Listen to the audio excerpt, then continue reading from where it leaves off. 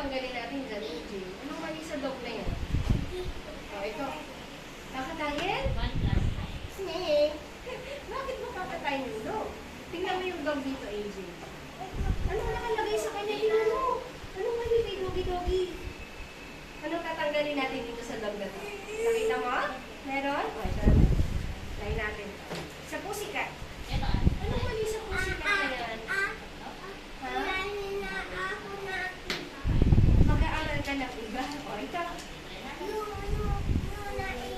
O, anong mali dito? Sa dog na to. Ano kayong tatanggalin mo dito? Meron? Alin? Ituro mo. Alin? Tatanggalin mo na to. Sige. Ito, bird. Ano meron dito? Number words. Meron po nung nag-summer po ay nalimutan na siguro. Kasi po sa kinder ay Tagalog yung mat nila.